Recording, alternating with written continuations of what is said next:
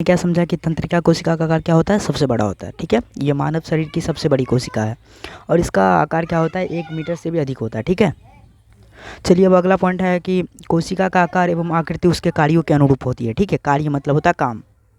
आपके सामने एक जीव है जिसका नाम है अमीबा। देखिए अमीबा का आकार छोटा होता है। ठीक है, प्रायः छोटा होता है।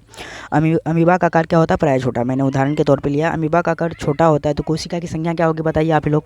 अगर जब ये जीव छोटा है तो कोशिकाओं की संख्या क्या होगी, कम होगा, कम होता है। ठीक है, किसमें किसमें कम होता है, तो कोशिकाओं की संख्या कम होता है किसमें, अमीबा में। ठीक है, अमीबा को आप लोग ने समझ लिया कि अगर ये छोटा जीव है तो इसमें कोशिकाओं की संख्या क्या होगी, कम होगी। ठीक है, अब एक उदाहरण मैंने लिया है मनुष्य। चलिए मनुष्य क्या होता है, एक सामाजिक प्राणी है। ठीक है, मनुष्य के शरीर में क्या होगी, कोशिकाओं की संख्या क्या होगी, बहुत अधिक। देखिए आप लोगों ने अमीबा को समझ गया, अमीबा क्या होता है आपने समझ गया, ये एक कोशिकीय जीव होता है, इसका आकार छोटा होता है तो कोशिकाओं की संख्या क्या होगी, कम होता है। ठीक है, कोशिकाओं की संख्या क्या होगी, कम होगा, क्योंकि जब इसका आकार ही छोटा है तो कोशिकाओं की संख्या कम होगा।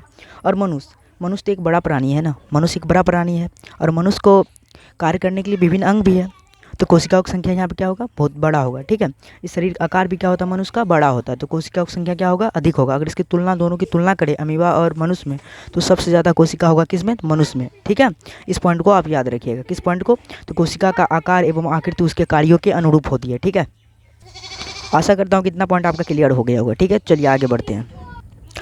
इस यहाँ पे लाइन लिखी होगी, इस उदाहरण से आपको पता चलता है कि जो काम मनुष्य करेगा वो कभी भी अमीबा नहीं करेगा। ठीक है, मनुष्य का काम अलग होता है और अमीबा का काम अलग होता है, क्योंकि एक कोशिकीय जीव है तो एक कोशिका, वे सारी क्रियाएं, जीवन संबंधी जितनी क्रियाएं होती है कि कोशिकाएं में करेगा, लेकिन मनुष्य को तो बहुत सारी कोशिका होती है, उन्हें करने के लिए अलग अलग अंग होते हैं।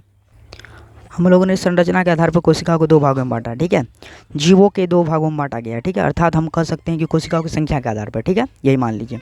तो जीव को 2 भागों में बांटे हैं, पहला एक कोशिकीय है, दूसरा बहुकोशिकीय। और एक कोशिकीय को हम इंग्लिश में कहते हैं यूनिसेल्युलर और बहुकोशिकीय को हम कहते हैं मल्टीसेल्युलर। ठीक है, इन्हें याद रखिएगा। आपको जीव को कितने भागों में बांटे हैं, तो एक कोशिकीय और बहुकोशिकीय। ठीक है, तो एक कोशिकीय क्या होता है, चलिए उनको समझते हैं। एक कोशिकीय देखिए वैसे जीव होता है। ठीक है, वैसा जीव होता है जिसका शरीर की रचना, जिसका शरीर का बनावट सिर्फ एक कोशिका से हुआ हो, उसे एक कोशिकीय कहते हैं। ठीक है, जैसे अमीबा, पैरामीशियम, क्लेमाइडोमोनास। ठीक है, ये सब इत्यादि ये जानवर आते हैं किसमें, ये जंतु किस में आते हैं, तो एक कोशिकीय जीव में। ठीक है, एक कोशिकीय मतलब होता है सिर्फ एक कोशिका। ठीक है, तो अब मुझे आशा है कि आपने ये समझ गया होगा एक कोशिकीय क्या होता है। चलिए अब दूसरा है बहुकोशिकीय। ठीक है, ये दूसरा नंबर का है, तो बहुकोशिकीय। ठीक है, हमने जीवों को 2 भागों में बांटा है ना, पहला एक कोशिकीय, बहुकोशिकीय। चलिए बहुकोशिकीय को समझते हैं। देखिए इस वर्ग में वैसे जीवों को रखा गया है। ठीक है, जिसका शरीर एक से अधिक कोशिकाओं को मिलकर बना, जैसे हम मनुष्य। ठीक है, हम लोग मनुष्य हैं। तो शैवाल हो गया, कवक हो गया, मांस, फर्न आदि, ये सब क्या है, पौधा है। ठीक है, ये सब पौधा है। ठीक है, और मनुष्य तथा जीव जंतु, पेड़ पौधे। ठीक है, ये सभी क्या है, बहुकोशिकीय जीव है। ठीक है, ये सभी क्या है, बहुकोशिकीय जीव। ठीक है, इन्हें सभी को करने के लिए अलग अलग अंग तंत्र होते हैं, इसलिए क्या है, ये सब बहुकोशिकीय है। मैं आशा करता हूँ कि इस वीडियो में आपका ये जो कॉन्सेप्ट है कि कोशिका जीवन की आधारभूत इकाई, आपका ये पूरा कंप्लीट हो गया होगा। ठीक है, तो मिलते हैं अगले वीडियो में।